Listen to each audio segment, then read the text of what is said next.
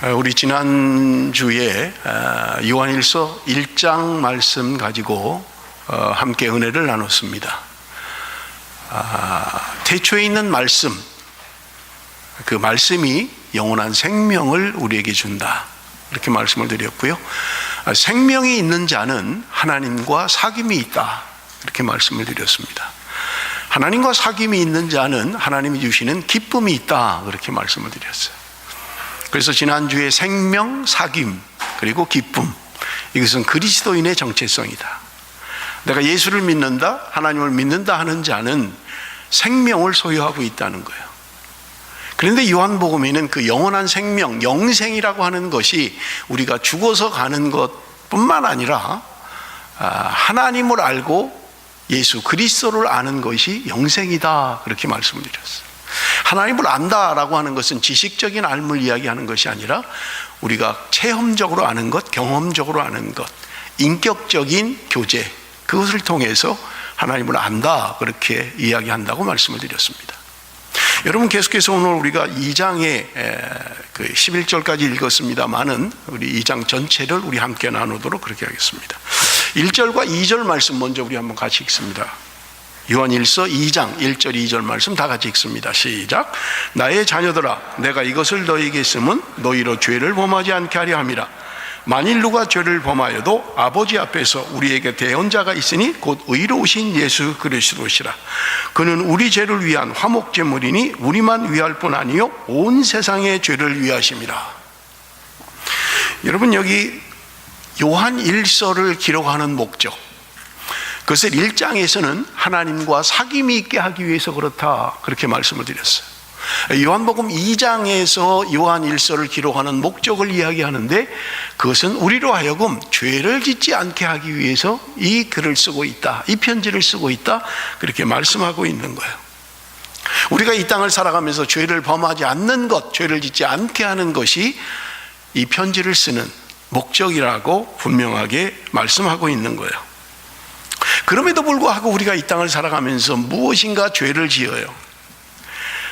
그런데 만일 누가 죄를 범하여도 아버지 앞에서 우리에게 대언자가 있으니 곧 의로우신 예수 그리스도다. 우리가 본의 아니게 죄를 짓습니다마는 우리에게는 대언자인 예수 그리스도가 있다는 거예요. 여러분, 대언자라는 말은 곁으로 부름을 받은 자라는 말이에요. 원어의 의미가 곁으로 부름을 받은 자라는 거예요. 그래서 이 말을 다른 말로 하면 변호사다, 여러분, 그렇게 이해를 하시면 돼요. 내가 짓지 않은 죄를 졌다고 하니까 누군가 나를 변호해 주는 거예요. 그게 바로 변호사예요. 우리 주님께서 우리의 죄를 변호해 주신다는 거예요. 그래서 우리가 죄를 짓는다 하더라도 예수 그리스도가 우리의 대언자가 되셔서 우리의 죄를 대신 속해 주신다고 말씀하고 있는 것입니다. 우리의 죄로 말미암아 성경 율법이 이야기하는 것이 무엇입니까? 율법 가운데 아무리 작은 거라 할지라도 하나를 범하면 그 사람은 율법을 범한 것이다. 율법을 범한 자는 죽음이라고 이야기하고 있는 거예요. 우리는 이미 사형 선고를 받은 사람이에요. 율법을 범함으로 말미암아 우리는 사형 선고를 받았어요. 그런데 주님께서 우리를 대신 화목제물로 우리에게 사셨다, 여기 화목제물이 되셨다, 그렇게 이야기하고 있는 거예요. 내가 죽어야 되는데 주님이 대신 죽으신 거예요.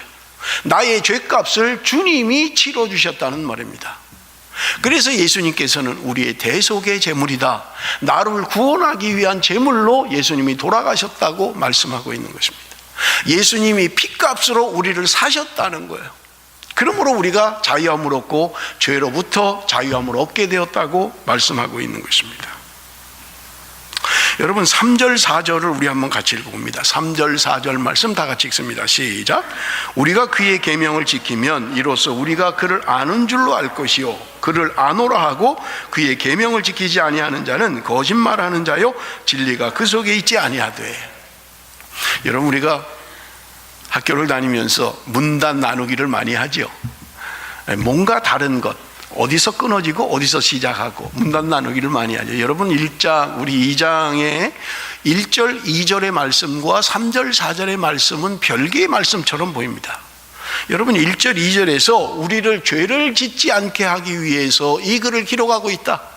우리가 죄를 짓는다 하더라도 예수 그리스도가 우리의 대언자가 되시기 때문에 우리는 죄로부터 자유할 수 있다라는 이야기를 해요. 그리고 3절에 보니까 우리가 그의 계명을 지키면 1절 2절과 3절 4절은 뭔가 좀 다른 것 같아요. 내용이 좀 다른 내용인 것 같아요.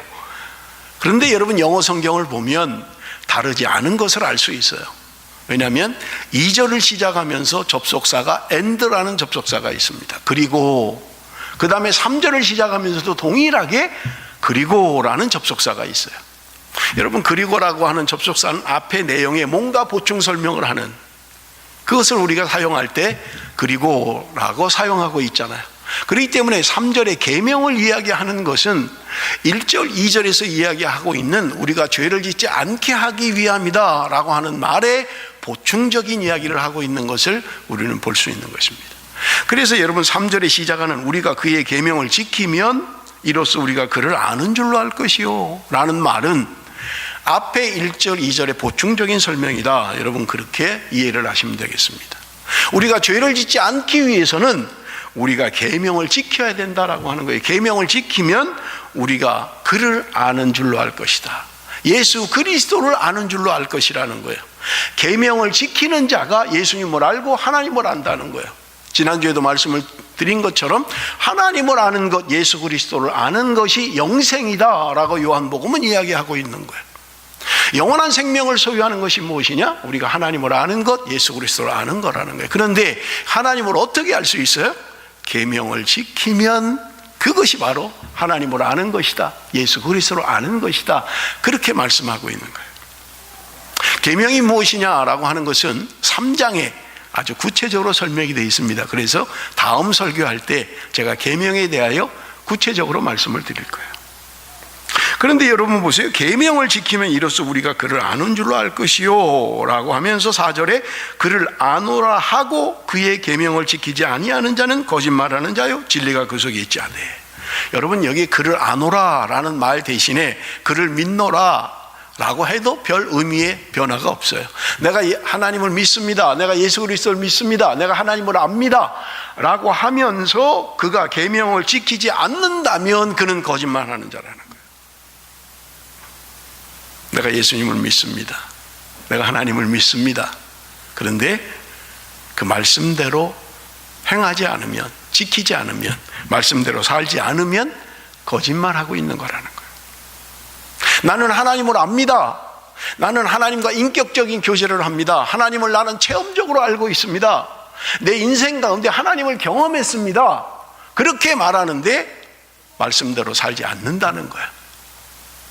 말씀대로 지켜 행하지 않는다는 거야. 그렇다면 그 사람은 거짓말하고 있는 거라는 거예요. 진리가 그 속에 있지 않기 때문이다, 단정적으로 이야기하고 있는 거예요. 내가 말씀대로 살지 않는 것은 형편이 그랬고 상황이 그랬고가 아니라 내 안에 진리가 없기 때문에 그렇다는 거예요. 하나님을 아노라 하고 말씀대로 지키지 않으면 그 사람은 거짓말하고 있는 것이다. 여러분 4절에 보니까 그를 아노라 하고 그의 계명을 지키지 아니하는 자는 거짓말하는 자요 진리가 그 속에 있지 않다. 5절 6절 누구든지 그의 말씀을 지키는 자는 하나님의 사랑이 참으로 그 속에 온전하게 되었나니 이로써 우리가 그의 안에 있는 줄을 아노라. 그의 안에 산다고 하는 자는 그의 행하시는 대로 자기도 행할지니라. 말씀을 지키는 자, 계명을 지키는 자, 그가 누구냐? 하나님의 사랑이 그 안에 있다는 거예요. 하나님의 사랑이 온전하게 되었다, 그렇게 말씀하고 있는 거예요. 그래서 계명의 최종 목적이 뭐냐? 말씀을 지키는 것의 최종 목적이 뭐냐? 사랑이라는 거예요. 그래서 로마서에서도 이야기하고 있잖아요. 율법의 완성은 사랑이다. 다른 말로 하면 오늘 우리의 신앙의 최종 목표가 뭐냐? 내 신앙에 바라고 원하고 도달하고 가기를 원하는 끝이 뭐냐? 사랑이라는 거예요. 그런데 내가 하나님을 압니다. 우리 지난주에 말씀드렸죠. 하나님은 빛이십니다. 우리가 빛 가운데 있어야만 합니다. 어둠의 일을 버려야만 합니다. 그런데 내가 빛 가운데 있다고 하면서 하나님의 말씀을 지키지 않는다면 거짓이라는 거예요. 지금 사도 요한이 이런 말을 하는 것은 지난주에 제가 배경을 조금 이야기를 했죠. 초대교회에 가장 악하게 영향을 미쳤던 이단 적그리스도가 있었는데 영지주의라고 말씀을 드렸어요. 4장을 설교할 때 제가 구체적으로 말씀을 드린다고 여러분에게 말씀드렸을 거예요. 그들의 생각은 뭐냐면 영혼과 육체는 별개의 것이라는 거예요. 그래서 우리의 영혼이 육체 속에 갇혀 있다고 생각하는 거예요. 그래서 죽음이란 뭐냐? 우리 안에 있는 영혼이, 육체 안에 있는 영혼이 자유함을 얻는 것이다. 그래서 원래의 세계, 이데아의 세계로 가는 것이다 라고 봤던 거예요. 그래서 그들에게 중요한 건 뭐냐? 영적인 지식이 중요하다는 거예요. 아는 게 중요하다는 거예요. 그런데 사도 요한은 지금 하는 게 뭐예요? 하나님을 안다라고 하면서 너희들이 계명을 지키지 않는다면, 삶이 없다면 너희들은 거짓말하는 거야. 하나님을 속이고 있는 거야. 그렇게 이야기하고 있는 거예요. 여러분, 오늘 혹시 나의 문제는 아닙니까? 내가 하나님을 압니다. 내가 예수를 믿습니다. 나는 그리스도입니다 라고 하면서 어둠 가운데 계속 살고 있다면, 빛 가운데 살지 않는다면, 하나님의 말씀을 지키지 않는다면 그것은 하나님을 속이는 거고 거짓된 것이라고 우리에게 분명하게 말씀하고 있는 것을 우리는 볼 수 있는 것입니다. 7절 8절을 우리 한번 좀 같이 읽겠습니다. 7절 8절 다 같이 시작. 사랑하는 자들아, 내가 새 계명을 너희에게 쓰는 것이 아니라 너희가 처음부터 가진 옛 계명이니 이 옛 계명은 너희가 들은 바 말씀이거니와 다시 내가 너희에게 새 계명을 쓰노니 그에게와 너희에게도 참된 것이라. 이는 어둠이 지나가고 참빛이 벌써 비침이니라. 지금 새 계명에 대해서 말씀하고 있어요. 그런데 지금 새 계명은 너희들인 옛 계명과 다른 게 아니라는 거예요. 뭔가 예수님이 새로 말씀하시는 게 아니라는 거예요. 너희가 이미 들은 바 그 옛 계명, 그것이 바로 새 계명이라고 이야기해요. 아니, 옛날 걸 가지고 왜 새 계명이라고 이야기를 해요? 내용은 바뀐 게 없어요. 어떻게 지키느냐가 바뀌었기 때문에 그렇습니다. 그래서 예수님께서 말씀하고 있는 거예요. 너희가 너희에게 주는 새 계명이라고 하는 것은 뭐 새로운 게 아니다. 너희들이 옛날에 들었던 그 말씀, 옛 계명이다. 그렇게 말씀하고 있는 것입니다. 여러분, 새 계명이 무엇입니까? 요한복음 13장 34절 35절에 새 계명을 이야기하고 있습니다. 우리 한번 같이 읽어봅니다. 요한복음 13장 34절 35절 다 같이 시작.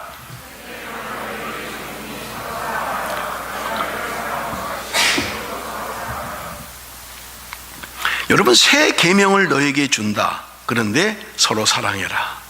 내가 너희를 사랑한 것 같이 너희도 서로 사랑해라. 이게 새 계명이라는 거예요.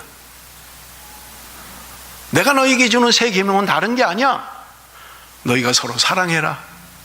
그러면서 하시는 말씀이 뭐예요? 너희가 서로 사랑하면 이로써 모든 사람이 너희가 내 제자인 줄 알 것이다. 내가 그리스도인 됨, 내가 믿는 자입니다, 그리스도인입니다 라고 하는 정체성, 그 표식이 뭐냐? 사랑이라는 거예요. 사랑. 너희가 서로 사랑하면 사람들이 너희가 내 제자인 줄 알 거야. 그렇게 말씀하고 있는 것을 우리는 볼 수 있는 것입니다. 그렇기 때문에 여러분, 계명의 최종 목표가 뭐냐? 사랑이라는 거예요. 그래서 예수님께서도 말씀하셨잖아요. 첫째 되는 계명이 무엇입니까? 마음과 뜻을 다해서 하나님을 사랑해라. 내 이웃을 내 몸처럼 사랑해라. 여러분, 예수님이 말씀하신 것은 없었던 걸 뭔가 새롭게 하는 이야기가 아니에요. 구약에 있는 말씀이에요. 여러분, 레위기 19장 18절 우리 한번 같이 읽습니다. 레위기 19장 18절 다 같이 시작. 원수를 갚지 말며 동포를 원망하지 말며 내 이웃 사랑이를 내 자신과 같이 사랑하라. 나는 여호와니라. 이미 레위기에 말씀하잖아요. 신명기 6장 5절에 분명히 이야기하잖아요. 하나님을 사랑해라. 마음과 뜻과 마음을 다해서 하나님을 사랑해라. 신명기에 있는 말씀이고 레위기에 있는 말씀이에요. 뭐 예수님이 특별한 거 말한 게 아니에요. 너희가 들은 바, 너희에게 이미 얘기한 그 말씀, 그게 계명이야. 다른 거 없어. 뭔가 좀 새로운 거, 뭔가 좀 뭐 기억에 남을 만한, 여러분, 예수님은 그것을 말씀하신 적이 없어요. 40일을 금식하고 시험을 받을 때도 예수님은 자신이 가지고 있는 권력과 힘과 능력을 가지고 천사들에게 동원령을 내려서 하시지 않았어요. 3번 시험을 할 때마다 그런 말씀을 가지고 물리치셨던 것입니다. 말씀이 이기는 거예요. 말씀이 승리하는 거예요.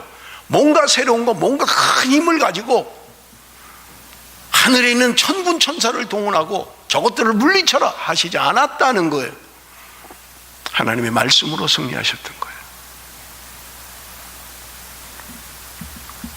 너희들에게 뭐 특별한 걸 내가 요구하는 게 아니라 너희들이 이미 들었던 말씀이다. 하나님을 사랑해라, 형제를 사랑해라.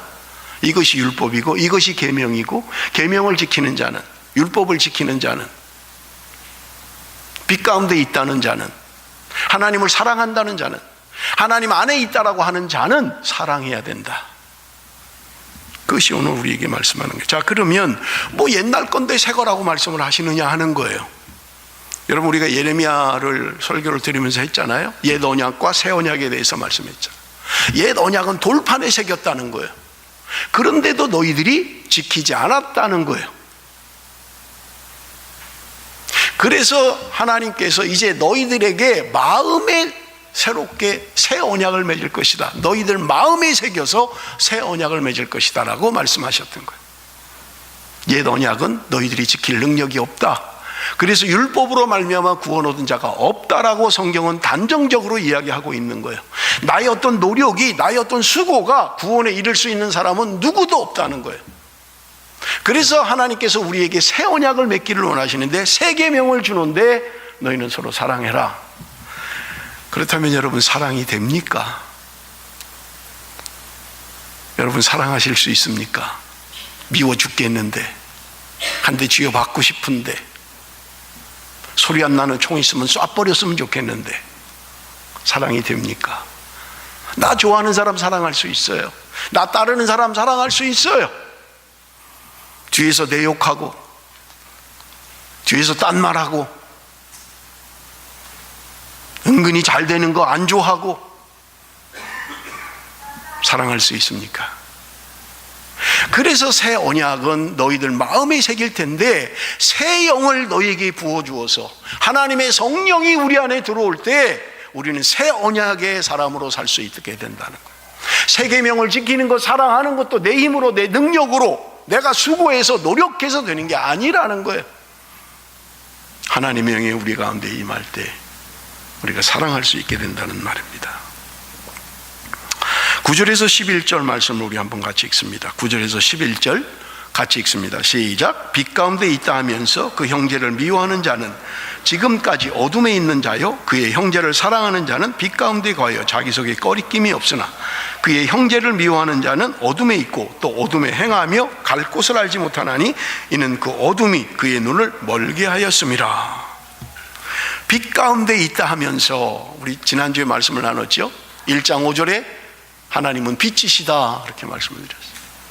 하나님은 빛이시라는 거예요. 그렇기 때문에 우리가 하나님과 사귐이 있고 기쁨이 있다면 우리는 하나님과 빛 가운데 있다는 거예요. 우리도 역시 빛이라는 거예요. 그런데 오늘 말씀이 뭐예요? 빛 가운데 있다 하면서 형제를 미워하는 자는 지금까지 어둠에 있는 자다. 내가 빛 가운데 있습니다. 내가 예수를 믿습니다. 내가 말씀을 지켰습니다. 하나님과 사귐이 있습니다. 그러면서 형제를 사랑하지 않는다면 그 사람은 어둠에 있는 거라는 거예요. 나는 빛에 있습니다. 나는 믿습니다. 하나님과 사귐이 있습니다. 교제합니다. 그런데 거짓말이라는 거예요. 그의 형제를 사랑하는 자는 빛 가운데 거하여 자기 속에 꺼리낌이 없으나, 형제를 사랑하는 자는 꺼리낌이 없다는 거예요. 빛 가운데 있다는 거예요. 그런데 11절을 보십시오. 그의 형제를 미워하는 자는 어둠에 있고 또 어둠에 행하며 갈 곳을 알지 못하나니 이는 그 어둠이 그의 눈을 멀게 하였음이라. 형제를 미워하는 자, 그 사람은 어떤 사람이냐? 어둠에 있다는 거예요. 어둠 가운데 행하고 있다는 거예요. 어둠으로 말미암아 그의 눈을 멀게 했다는 거예요. 그래서 바른 길을 보지 못하는 거예요. 바른 길을 알 수가 없는 거예요. 제가 오늘 일부 예배 마치고 잠깐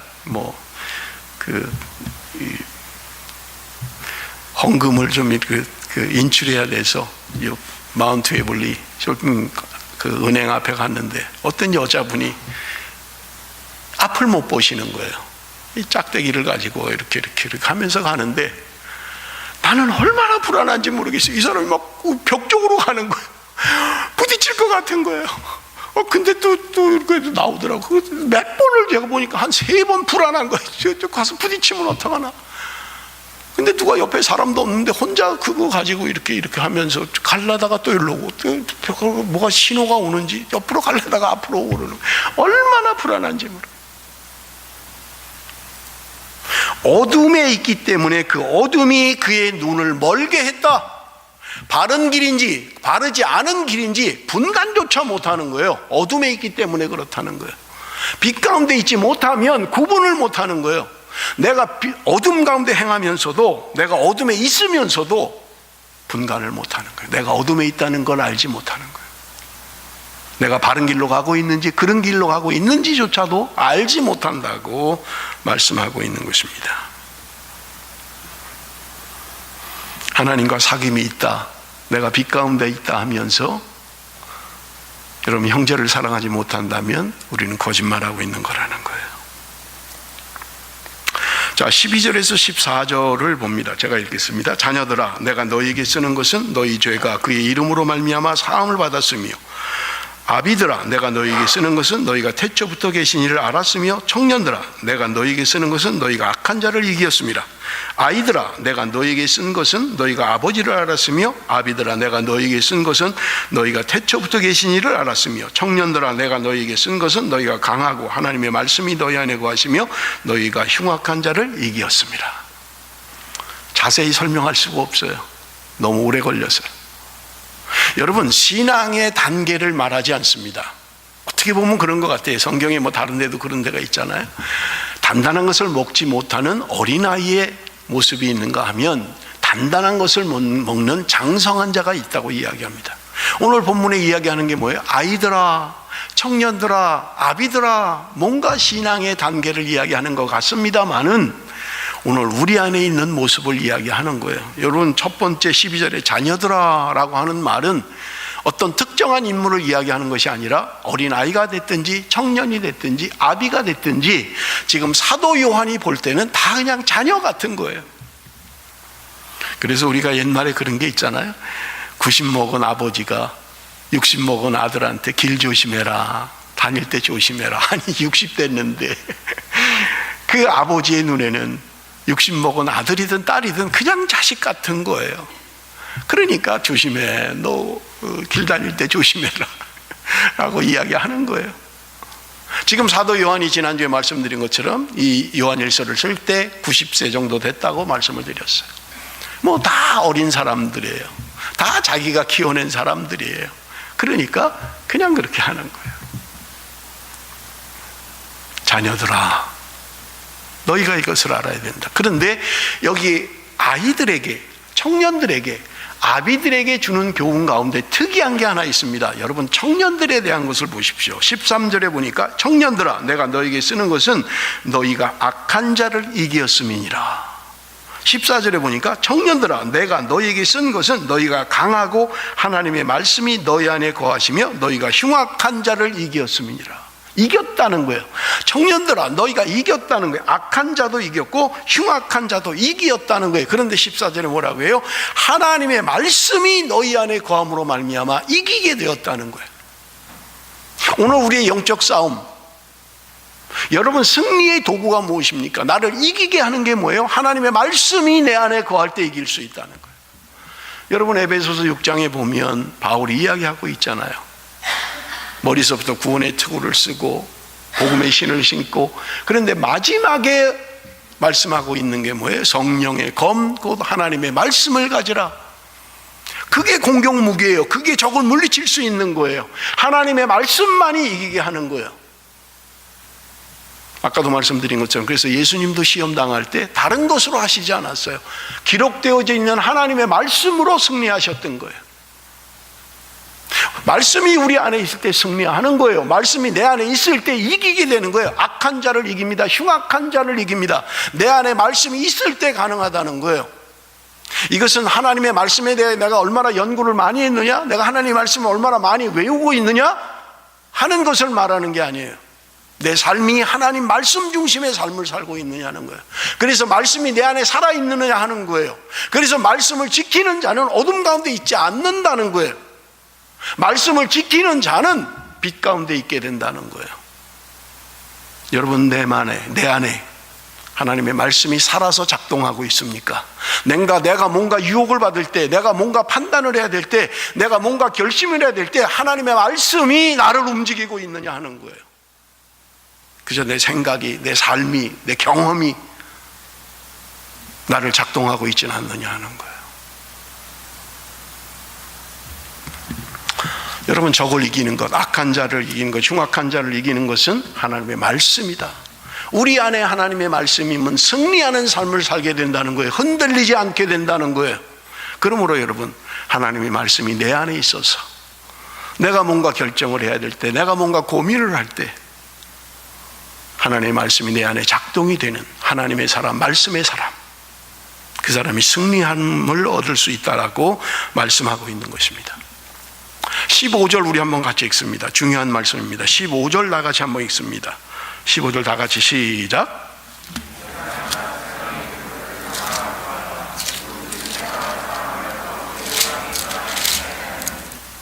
여러분, 여기 오늘 본문에 보면 이 세상이나 세상에 있는 것들을 사랑하지 말라. 누구든지 세상을 사랑하면 아버지의 사랑이 그 안에 있지 않다. 그렇게 말씀합니다. 세상이나 세상에 있는 것을 사랑하지 말라는 거예요. 왜 그렇습니까? 세상을 사랑하게 되면 아버지의 사랑이 그 안에 있지 않다. 여러분, 지난주에 말씀을 드리면서 세상이라고 할 때 성경 안에는 세 종류의 세상이 있다고 말씀을 드렸어요. 하나님이 세상을 이처럼 사랑하사라고 하는 것은 이 땅에 살고 있는 하나님의 백성들, 사람을 이야기한다. 그럴 때 세상이라고 이야기한다. 하나님이 만드신 자연 만물을 이야기할 때 세상이라고 이야기한다고 그랬어요. 그러나 세상을 사랑하지 말라라고 할 때 이 안에 살고 있는 사람을 사랑하지 말라는 것이 아니라 이 세상을 지탱하고 유지하는 그런 어떤 정신사조, 세상의 권력, 세상의 힘이라고 말씀을 드렸어요. 그거 사랑하면 안 된다는 거예요. 그래서 세상이나 세상에 있는 것들을 사랑하지 말라는 거예요.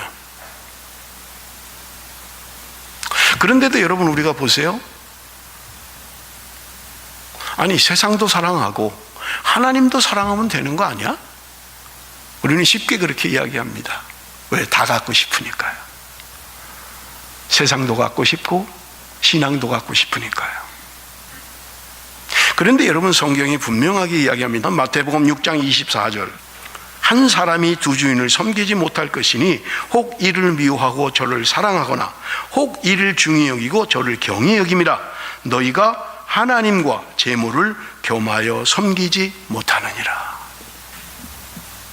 어떤 것을 중히 여기면 어떤 것은 경히 여긴다는 거예요. 하나님과 재물을 놓고 보면 이 둘을 다 겸하여 섬길 수 없다고 성경은 우리에게 이야기합니다. 그런데도 우리는 아니죠. 왜 재물 내가 얼마든지 할 수 있지.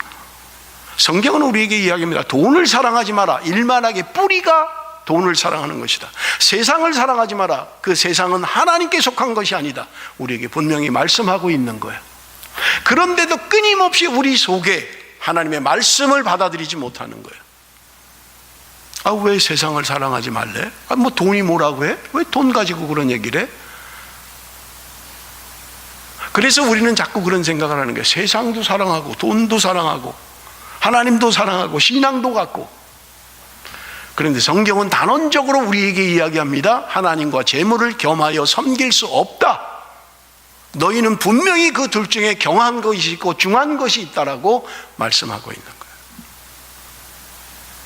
그렇다면 사랑하는 성도 여러분, 내 안에 중한 것이 무엇입니까? 하나님입니까? 말씀입니까? 믿음입니까? 그래서 세상에 속한 것들, 세상의 것들을 버릴 수가 있습니까? 그러면 또 의심이 생기죠. 아니, 하나님이 언제 다 버리라 그랬나? 아니, 뭐 세상 것 가지고 잘 이용하면 되지. 맞아요. 성경은 우리에게 분명하게 말씀합니다. 너희가 무엇을 먹을까, 무엇을 마실까, 무엇을 입을까 염려하지 마라. 이러한 것들이 너희에게 있어야 할 줄을 아시느니라. 그럼에도 불구하고 너희는 먼저 그의 나라와 그의 의를 구하라. 하나님이 우리에게 먹을 거, 입을 거, 마실 거 없어도 된다라고 말씀하시지 않았어요. 너희들에게 있어야 할 거 안다. 그러나 너희는 먼저 구해야 할 것이 있다. 그의 나라와 그의 의를 구하라. 돈 사랑해도 괜찮아요. 그런데 돈이 우선이 되면 안 된다는 거예요. 재물이 내 마음을 움직이면 안 된다는 거예요. 세상의 것들이 내 마음을 움직이면 안 된다는 거예요. 그런데 여러분, 그게 됩니까? 내가 세상의 것들, 그것이 언제나 차선입니까? 내 신앙에는 1번 순위가 아닙니까? 자, 세상에 있는 것들이 뭔지를 우리 한번 살펴봅니다. 16절 다 같이 읽습니다. 16절 다 같이 시작.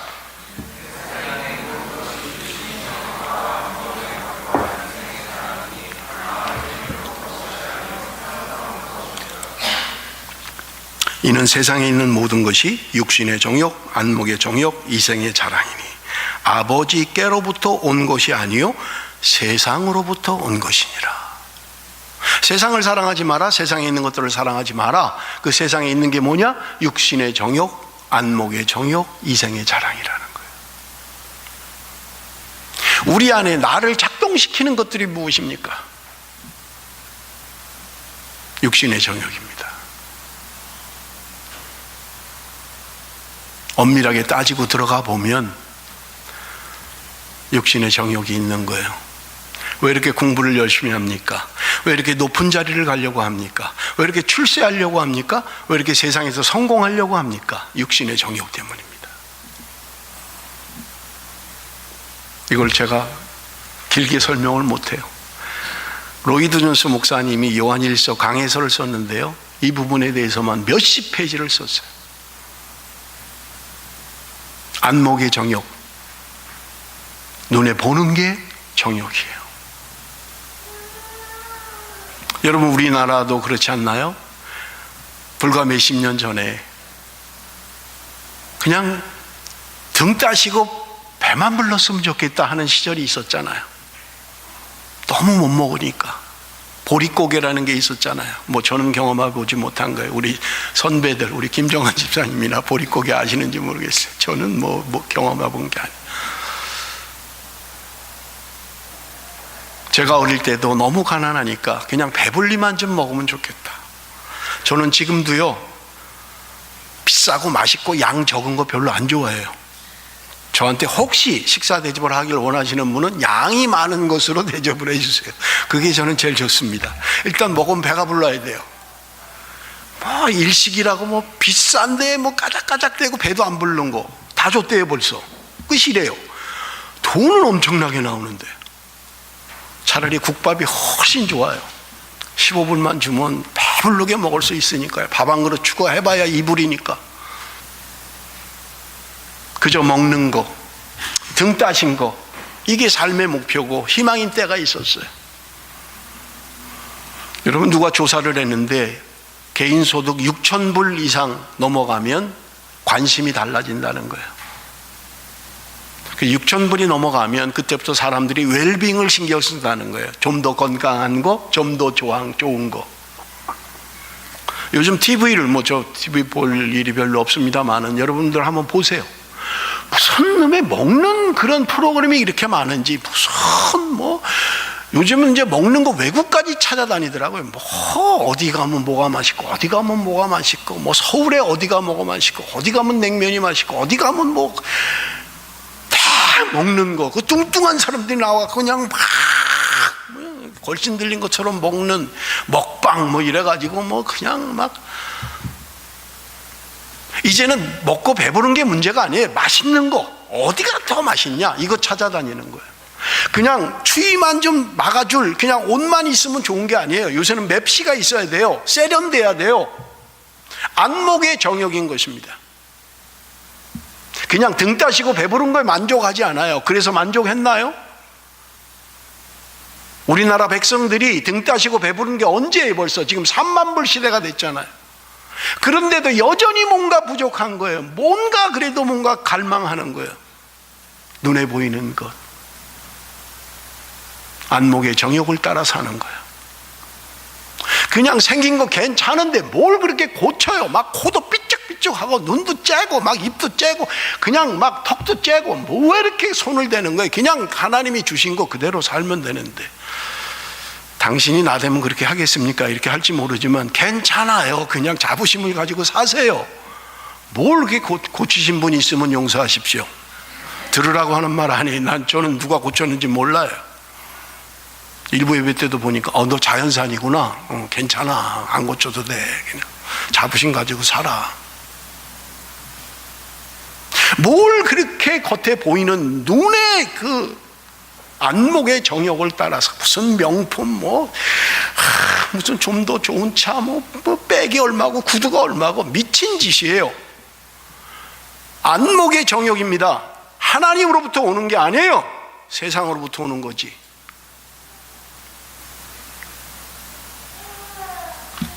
여러분, 하나님으로부터 오지 않은 육신의 정욕, 안목의 정욕, 이생의 자랑을 따라 사는 17절 말씀입니다. 이 세상도 그 정욕도 지나가되 오직 하나님의 뜻을 행하는 자는 영원히 거하느니라. 이 세상도 지나간다는 거예요. 정욕도 지나간다는 거예요. 하나님의 뜻을 행하는 자는 영원하다. 무엇을 추구하고 계십니까? 무엇을 따라가고 있습니까? 무엇이 내 인생의 목표입니까?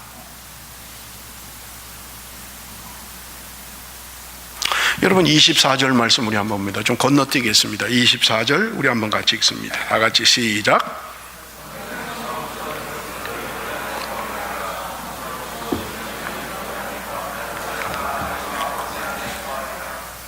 하나님과의 교제를 방해하고 하나님과의 사귐을 방해하는 게 뭐냐? 세상의 것들이라는 거예요. 그 다음에 나오는 말씀은 마귀가, 적그리스도가 우리를 마음을 빼앗아서 하나님과의 사귐을, 하나님과의 교제를 방해한다는 거예요. 그래서 결론적으로 이야기를 합니다. 24절에 너희는 처음부터 들은 것을 너희 안에 거하게 하라. 처음부터 들은 것이 너희 안에 거하면 너희가 아들과 아버지 안에 거하리라. 처음 들은 그 말씀이 우리 안에 거하게 하라는 거예요. 그것이 청년들에게 주는 교훈이에요. 그것이 너희들에게 승리하는 것이다. 악한 자를 이기는 거고 흉악한 자를 이길 수 있는 게 하나님의 말씀입니다. 그 말씀이 너희 안에 거하게 해라. 뭐 특별히 새로운 게 아니라 언제나 들었던 말씀, 너희가 처음 들은 그 말씀, 너에게 감동을 주고 은혜를 끼쳤던 그 말씀, 그거 붙들라는 거예요. 그게 내 안에 거하게 하라는 거예요. 그러면 아버지와 아들 안에 거하게 될 것이다. 빛 가운데 살게 될 것이다. 말씀하고 있는 거예요. 처음부터 들은 것,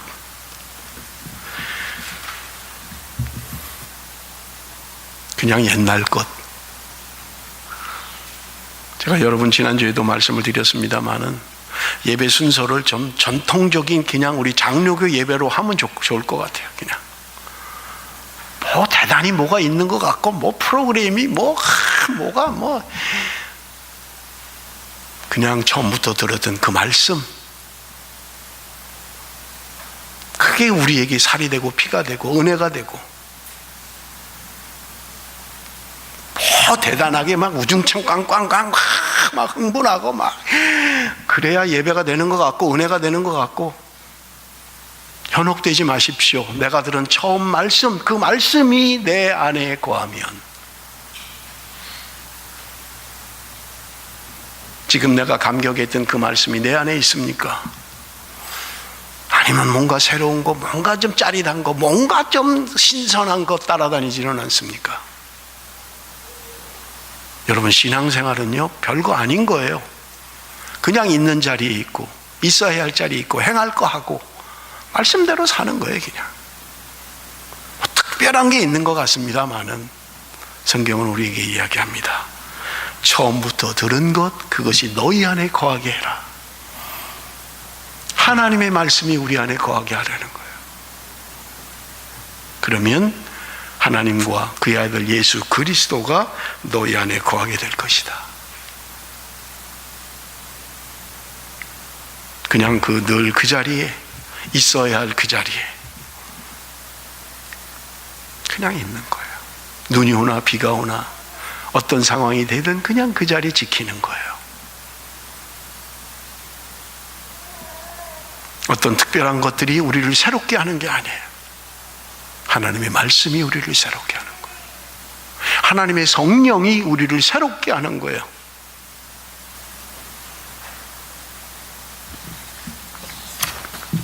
사랑하는 성도 여러분, 말씀을 맺습니다.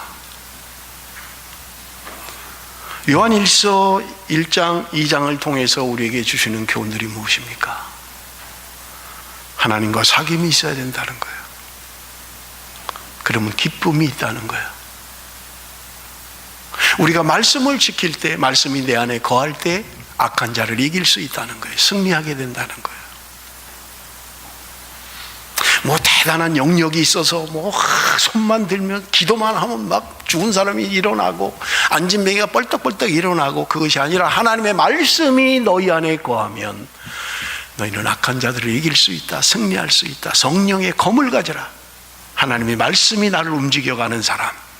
세상의 어떤 가치관이나 세상의 어떤 것들이 나를 움직여가는 것이 아니라 영원한 생명의 말씀, 태초부터 있었던 하나님의 말씀이 나를 움직이고, 내가 그 말씀에 순종하여 그 말씀을 따라갈 때 하나님께서 내 안에 계시고 나와 함께 계시며 승리케 된다고 분명하게 말씀하고 있는 것입니다. 대단한 거 붙잡으려고 하지 마십시오. 짜릿한 것 찾지 마십시오. 거창한 것 찾지 마십시오. 말씀 한 마리 붙들고 그것 때문에 내가 감격하고, 그 말씀이 나를 새롭게 하고, 그 말씀이 내 인생의 그 어떤 것보다 그 말씀을 따라 순종하며 가기를 소원하는 하나님의 사람들, 말씀의 사람들, 하나님이 오늘 저와 여러분에게 요구하시는 말씀인 것입니다. 기도하겠습니다.